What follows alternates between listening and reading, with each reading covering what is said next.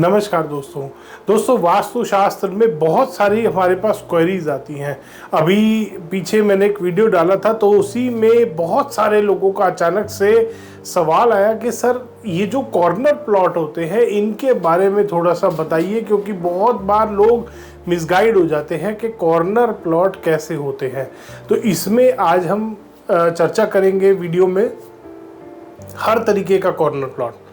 North east अगर straight direction से, straight direction में कौन कौन से कॉर्नर प्लॉट बने, नॉर्थ ईस्ट का, साउथ वेस्ट का, नॉर्थ वेस्ट का, ये 4 कॉर्नर प्लॉट बनते हैं। ये जो कॉर्नर प्लॉट की बात आती है, जब भी एक वास्तु वाला कहता है कि जी कॉर्नर प्लॉट मत लो, एक कहता है जी कॉर्नर वाला लो, बीच वाला मत लो। अब किसकी माने दोस्तों? वास्तु में हर तरीके के भूखंड के लिए वास्तु बताया गया है। जब आप मानसर ग्रंथ खोल के देखते हैं, और यहाँ पे हम फैक्ट पे बात करेंगे जो वास्तु के ग्रंथों में दिया है। हम ये बात नहीं करेंगे कि मुझे क्या पता है या पब्लिक को क्या पता है या क्या नहीं होना चाहिए, लॉजिकल क्या है, ग्रंथ क्या बोलते हैं, ग्रंथ की बात करेंगे। दोस्तों मानसर ग्रंथ में ग्राम रचना के लिए भी पद विन्यास दिया है। समझ रहे हैं? ग्राम रचना जो आज की डेट में सेक्टर्स बनते हैं, सेक्टर बनते हैं या कोई एरिया बनता है। यूएस की बात करें तो काउंटी बनती है, एक सिटी बनती है, काउंटी बनती है सिटी में बहुत सारी। तो अगर उसकी बात करें तो कोई भी चीज जगह डेवलप जब कोई गवर्नमेंट करती है, उस एरिया का भी प्रॉपर वास्तु बताया गया है मानसर ग्रंथ में। आपको उसमें पूरी स्लाइड्स देखने को मिलती है कि किस तरीके से आपको वास्तु फॉलो करना चाहिए। कोई ग्राम रचना अगर आप कर रहे हैं, उसमें भी कॉर्नर प्लॉट होता है, उसमें भी उन्होंने कॉर्नर प्लॉट बताया है।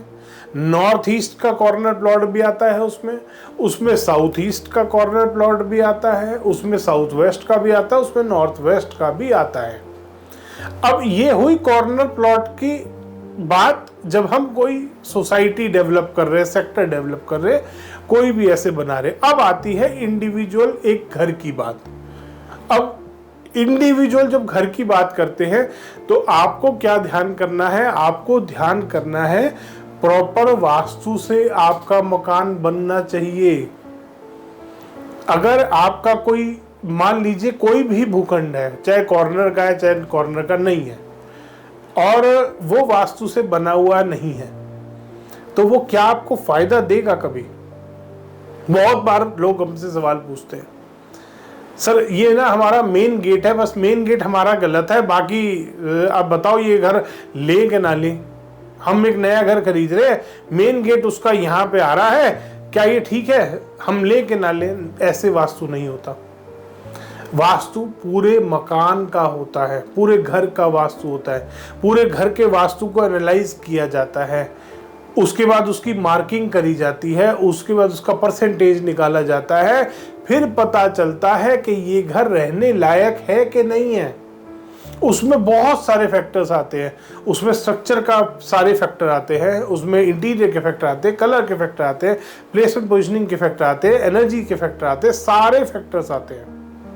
उन सब फैक्टर्स को कैलकुलेट किया जाता है, तब किसी घर का पता चलता है कि ये घर रहने लायक है नहीं है। रेमेडी करने के बाद ये घर कितना % वास्तु से बन जाएगा। इस तरीके से वास्तु नहीं होता कि ओहो कॉर्नर का मकान है छोड़ दो जी, अच्छा बीच का मकान है छोड़ दो जी। कोई वास्तु वाला आके कहता है बीच का मकान मत लो,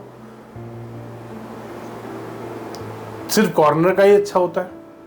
तो ये डिबेट का टॉपिक नहीं है, इसमें कंफ्यूजन आपको नहीं बनाना अपने मन में कि कॉर्नर का मकान में ले सकता हूं या नहीं ले सकता, बीच का मकान में ले सकता हूं नहीं ले सकता। वास्तु क्या बोलता है? वास्तु बोलता है कि जब ग्राम रचना होती है तो उसमें कॉर्नर के प्लॉट भी बनते हैं और बीच के भी बनते हैं। उसके बाद नेक्स्ट स्टेप में वास्तु क्या बोलता है कि अगर आपका कोई भी भूखंड आप वास्तु से बना रहे हैं तो वो आपको फायदा देगा, अदरवाइज वो आपको नुकसान देगा। चाहे फिर वो कॉर्नर का प्लॉट हो, चाहे वो बीच का प्लॉट हो। ऐसा तो नहीं है, अगर कोई कंसल्टेंट आपको ये बात बोल रहा है कि कॉर्नर का प्लॉट अच्छा नहीं होता, तो आप उनसे पूछ लेना कि अगर कोई बीच का मकान में ले लूंगा और बिना वास्तु के मैं रहूं तो क्या मैं अच्छे से सुख से रह लूंगा? कभी हाँ नहीं बोलेगा। और वहीं पे अगर कॉर्नर प्लॉट की बात करें तो कॉर्नर प्लॉट का भी पूछ लेना कि अगर वो 100% वास्तु से मैं बना लूं तो भी क्या मुझे दुख देगा? नहीं। तो ऐसी बेवकूफियां जो कंसल्टेंट करते हैं उनके चक्रों में आपको नहीं पड़ना। अब बात करते हैं टिल्टेड की। टिल्टेड मकान, अब वास्तु वाला इस पे आ जाता है कि भाई स्ट्रेट में तो आप बच गए, अब टिल्टेड में कैसे बचोगे? टिल्टेड में सबसे पहली चीज यही सेम प्रिंसिपल लागू होता है कि अगर आपका भूखंड वास्तु अनुसार बना हुआ है तो आपको फायदा मिलेगा। अगर वो वास्तु अनुसार नहीं बना हुआ है तो आप कुछ भी कर लो, चाहे आपका भूखंड स्ट्रेट है, चाहे टिल्टेड है, चाहे कॉर्नर का है, चाहे बीच का है, कहीं का भी है, आपको फायदा नहीं मिलने वाला। इस बात का खास ख्याल करना है आपको कि जब भी कोई भी भूखंड आप ले रहे हैं, पुराना घर परचेज कर रहे हैं, नया बना हुआ घर परचेज कर रहे हैं, नया घर बना रहे हैं, आपको अपने भूखंड को मैक्सिमम वास्तु से बनाना है। मैक्सिमम वास्तु से कैसे? पहले स्ट्रक्चर की बात करेंगे। स्ट्रक्चर में आपका मास्टर बेडरूम हो गया, किचन हो गई, टॉयलेट्स हो गए, पार्किंग हो गया, गैराज हो गया, आगे पोर्च हो गया, सामने लैंड का स्लोप हो गया। इन सारी चीज़ों का आपको ख्याल करना है। फिर इंटीरियर की बात आती है, कलर की बात आती है, प्लेसमेंट पोजीशनिंग की बात आती है, एनर्जी लेवल की बात आती है। इन सारे फैक्टर्स को आपको देख के चलना है जब भी आप कोई नया भूखंड लेते हैं या आप कोई पुराना भूखंड परचेज कर रहे हैं या आप घर कंस्ट्रक्ट कर रहे हैं।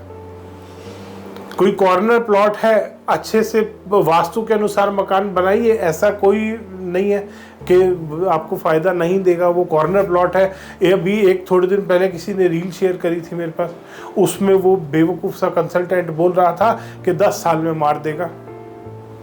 मेरे पास कॉर्नर की ऐसी ऐसी प्रॉपर्टियां हैं, 27, 28 साल तो मुझे हो गए, आज तक तो मार नहीं पाया कोई कॉर्नर प्लॉट। मेरा जो घर है, मेरा ऑफिस है, सारे कॉर्नर पे है, क्योंकि कॉर्नर सबसे अच्छी प्राइम लोकेशन होती है। मैं लेता ही कॉर्नर की प्रॉपर्टी हूँ। तो इसलिए आपको कभी भी ऐसे भ्रम में नहीं पड़ना। अगर वास्तु अनुसार आप बना रहे हैं, कोई भी भूखंड है, किसी भी टाइप का है, रेजिडेंशियल है, कमर्शियल है, कॉर्नर है, बीच का है, कहीं का भी है, अगर आप वास्तु अनुसार बनाएंगे तो आपको लाभ देगा। अगर वास्तु अनुसार नहीं बनाएंगे तो वो आपको नुकसान देगा। इस बात का खास ख्याल करना है आपको।